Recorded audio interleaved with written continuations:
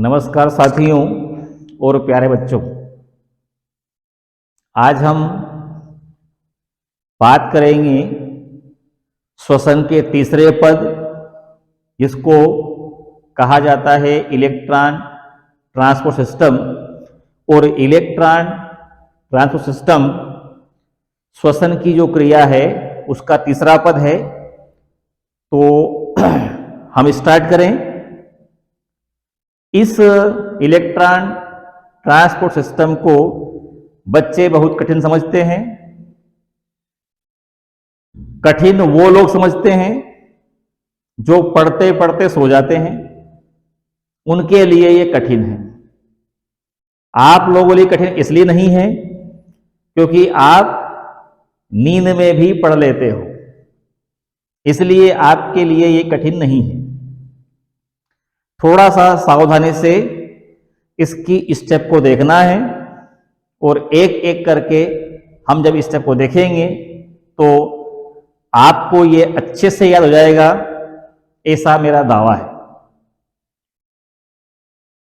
Mood में आप लोग करें स्टार्ट। Very good. जो इलेक्ट्रॉन ट्रांसपोर्ट सिस्टम है, एक क्रिया होती श्वसन की। श्वसन की जो क्रिया है वो पिछले वीडियो में हमने कई बार पढ़ा है कि ये जो क्रिया है ये 3 पदों में पूरी होती है। एक रहता है ग्लाइकोलाइसिस, दूसरा पद रहता है क्रेब्स साइकिल, और तीसरा पद जो हम आज पढ़ेंगे वो है इलेक्ट्रॉन ट्रांसपोर्ट सिस्टम ETS। इसमें से ये जो 2 स्टेप है ग्लाइकोलिसिस और क्रेब्स साइकिल, ये वाली जो क्रिया है ये पूरी होती है साइटोप्लाज्म में। क्रेब्स चक्र पूरा होता है माइटोकॉन्ड्रिया में, और इलेक्ट्रॉन ट्रांसपोर्ट सिस्टम जो हम पढ़ेंगे आज वो भी पूरा होता है माइटोकॉन्ड्रिया में।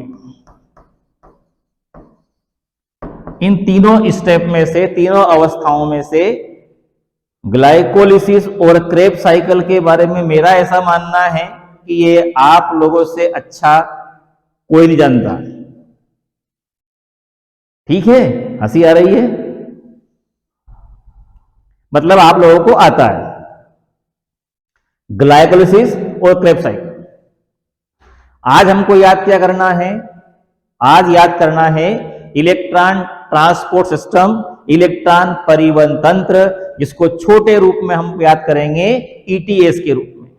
ये होता क्या है, ये किस प्रकार से होता है, इसको अगर हम पढ़ेंगे तो इसमें क्या होगा। आपने पढ़ा है ग्लाइकोलिसिस और क्रेब्स साइकिल, इसमें कुछ स्टेप में ये निकलता है हाइड्रोजन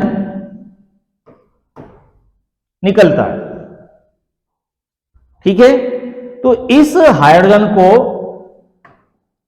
अलग अलग स्थान पर ग्रहण करते हैं। ये रहते हैं हाइड्रोजन ग्राही। एक तो रहता है NAD, एक रहता है FAD। Nicotinamide adenine dinucleotide, तो इसका पूरा नाम है फ्लेविन एडिनिन डाई न्यूक्लियोटाइड। ये दोनों क्या है? ये दोनों हैं हाइड्रोजन ग्राही, हाइड्रोजन एक्सेप्टर। इनका काम है हाइड्रोजन को ग्रहण करना और माइटोकॉन्ड्रिया में जो चलता है इलेक्ट्रॉन ट्रांसपोर्ट सिस्टम, वहां तक पहुंचाना। जब हाइड्रोजन ग्राही इलेक्ट्रॉन को ग्रहण करते हैं तो आपको यह मालूम है, पिछले वीडियो में हमने पढ़ा था कि अगर इस हाइड्रोजन को NAD ग्रहण करेगा तो इससे 3 ATP ऊर्जा बनेगी, और अगर इस हाइड्रोजन को FAD ग्रहण करता है तो इससे 2 ATP ऊर्जा बनती है।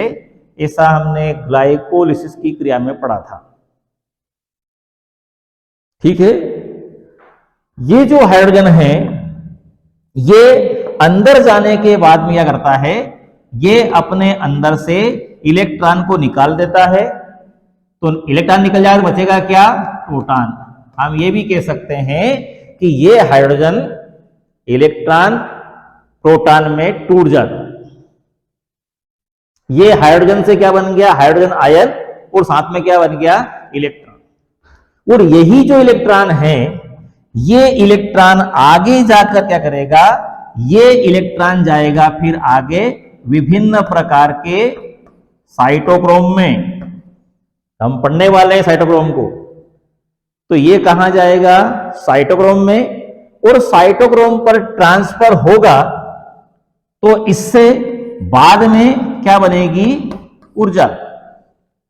तो जब विभिन्न प्रकार के साइटोक्रोम पर ये इलेक्ट्रॉन जाएगा, एक साइटोक्रोम से दूसरे साइटोक्रोम पर, दूसरे से तीसरे पर, तीसरे से चौथे पर, ये आगे बढ़ता जाएगा, ठीक है।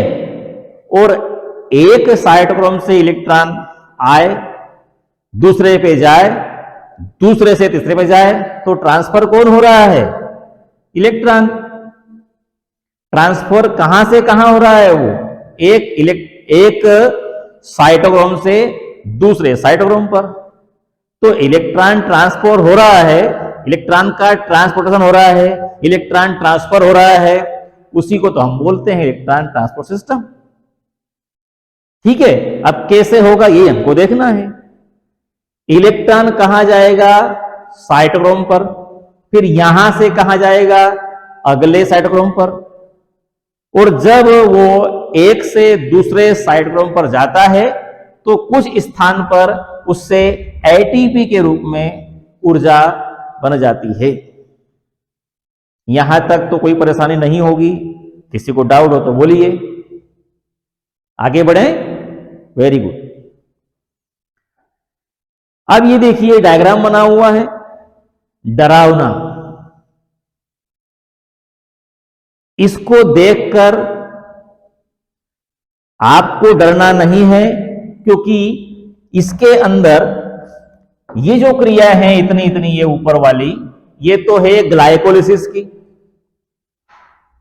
उसके बाद में ये यहां से इतना चक्कर चल रहा है, ये वाला चक्र चल रहा है, ये वाला चक्र है क्रेब्स साइकिल। और ये इतनी सी पट्टी दिख रही है आपको, ये मेरी दोनों उंगलियों के बीच की इतनी सी पट्टी को बोलते हैं इलेक्ट्रॉन ट्रांसपोर्ट सिस्टम। तो ये तो आप लोगों को आता है, क्रेब्स साइकिल आता है आपको, और ग्लाइकोलिसिस आता है, तो डरना क्या। अब आप ये सोच रहे होंगे कि ग्लाइकोलिसिस तो बहुत बड़ा पड़ा था, हमने छोटा सा है। तो इसमें, इस ग्लाइकोलिसिस में वही स्टेप दिखाई है जिस स्टेप में हाइड्रोजन निकलता है। ये देखिए, डाइफास्फोग्लिसरॉल्डिहाइड से बनता है डाइफास्फोग्लिसरिक एसिड, तब निकलता है हाइड्रोजन, ग्रहण करता है NAD, ले जाता है उसको माइटोकॉन्ड्रिया में। पायरुविक एसिड से बनता है एसिटिल कोएंजाइम A, तब निकलता है हाइड्रोजन, ग्रहण करता है NAD, ले जाता है कहां पर, माइटोकॉन्ड्रिया में। क्रेब्स साइकिल भी छोटा सा कर दिया है यहां पे, इसलिए कर दिया है कि वही स्टेप दिखाई है जहां जहां पर हाइड्रोजन निकलता है, या तो ग्रहण करता है NAD या ग्रहण करता है FAD। यहां ग्रहण करता है FAD, इसमें एक जगह स्टेप FAD ग्रहण करता है, ठीक है। तो छोटा सा ग्लाइकोलिसिस, छोटा सा क्रेब्स साइकिल, और छोटा सा ही इलेक्ट्रॉन ट्रांसपोर्ट सिस्टम। वो तो अच्छा हुआ कि यहां पर पूरा ग्लाइकोलिसिस नहीं बनाया, पूरा क्रेब्स साइकिल नहीं बनाया, नहीं तो शायद ही कोई होता जो इलेक्ट्रॉन ट्रांसपोर्ट सिस्टम को पढ़ने की हिम्मत करता। आप लोगों की नहीं कह रहे हैं, उनकी कह रहे हैं जो सोए हुए हैं। आप तो पढ़ते ही सही है ना, आपको जाना ही है मेडिकल लाइन में, तो फिर से आ जाइए लौट कर मुड़ में। ये जो हाइड्रोजन है, ये हाइड्रोजन ग्राही ने ग्रहण किया, या तो ग्लाइकोलिसिस से या क्रेब्स साइकिल से। अब वो कहां पे ले जाएगा उसको, माइटोकॉन्ड्रिया में। वहां जाकर उससे इलेक्ट्रॉन निकलेगा, प्रोटॉन निकलेगा। प्रोटॉन जो ग्रहण करेगा, जैसे ये देखिए, ये NAD ने ये H बनाया और इलेक्ट्रॉन बनाया, तो ये जो हाइड्रोजन है ये पहले ग्रहण करेगा FAD, क्योंकि FAD क्या है, FAD तो हाइड्रोजन ग्राही है, वो तो हाइड्रोजन ग्रहण करेगा। तो FAD ग्रहण करेगा तो क्या बन जाएगा, FADH2। मतलब FAD का क्या हुआ, रिडक्शन, अपचयन, तो FAD कन्वर्ट इनटू FADH2। ठीक है,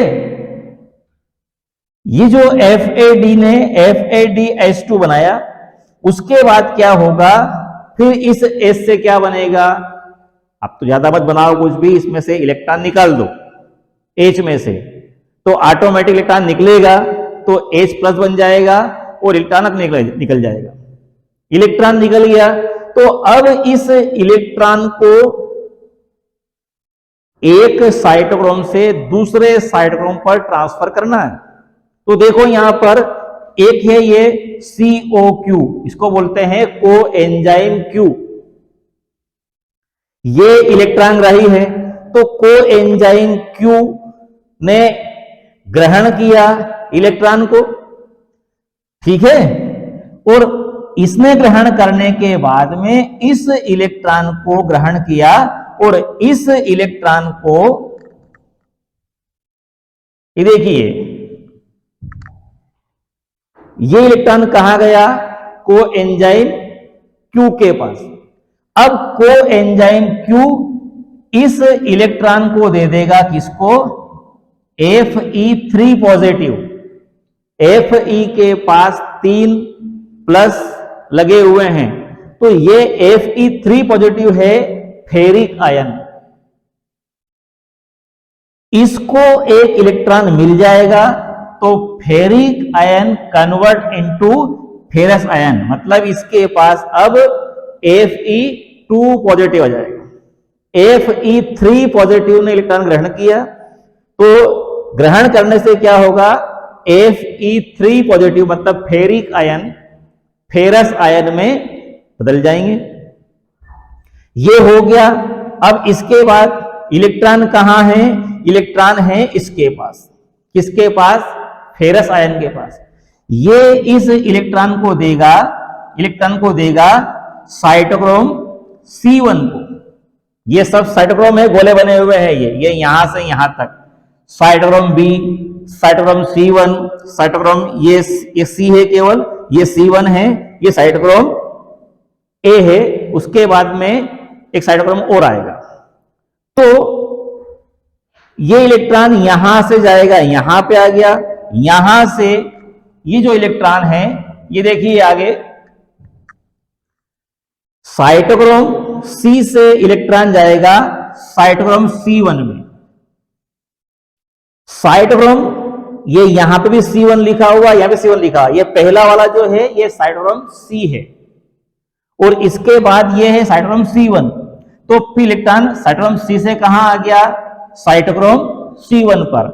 साइटोक्रोम C1 से कहां जाएगा, चलेगा साइटोक्रोम A पर। साइटोक्रोम A से कहां जाएगा, साइटोक्रोम A3 पर।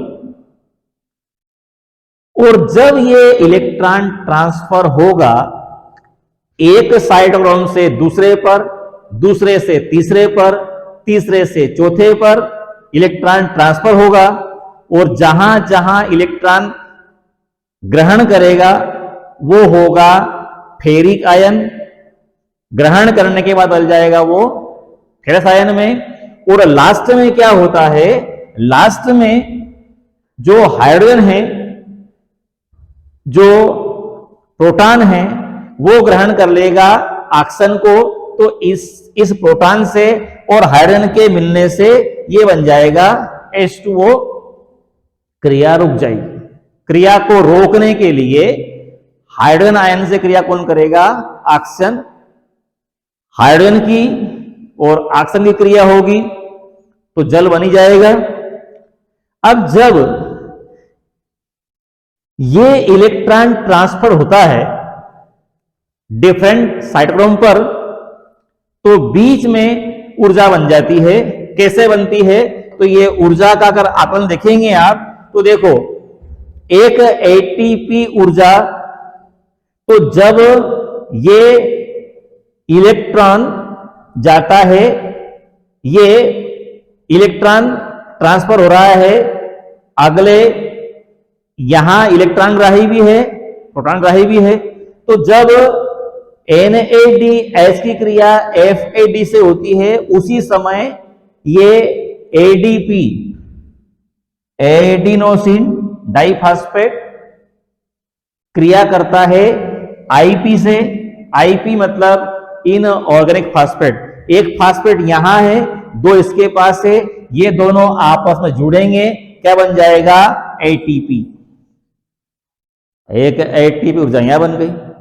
फिर ये देखिए, जब इलेक्ट्रॉन साइटोक्रोम B से साइटोक्रोम C1 पर जाता है, तो फिर ये ADP इनऑर्गेनिक फास्फेट से जुड़ती है और फिर बन जाती है ATP। और इसके बाद एक देखिए, ये यहां पे ये ADP और ये इनऑर्गेनिक फास्फेट, ये दोनों आपस में क्रिया करते हैं। कब क्रिया करेंगे? जब इलेक्ट्रॉन साइटोक्रोम A से साइटोक्रोम A3 पर जाएगा, तब फिर ADP की इनऑर्गेनिक फास्फेट से रिएक्शन होगी और ये बन जाएगा ATP। तो एक ATP बनाइए यहां पे, दूसरा बनाइए यहां पे, तीसरा बनाइए यहां पे। ये 3 ATP ऊर्जा बन जाती है यदि हम शुरुआत करते हैं NAD से। तो और FAD से शुरुआत करेंगे तो FAD तो यहां बीच में आ रहा है, ये यहां आया बेचारा, ये FAD तो यहां आया। तो इस FAD के पहले एक ATP ऊर्जा बन चुकी है, अब ये बीच में आया है, ये पिक्चर में बीच में आया है। कौन? FAD।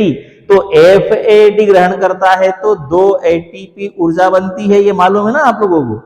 तो 2 क्यों बनेगी?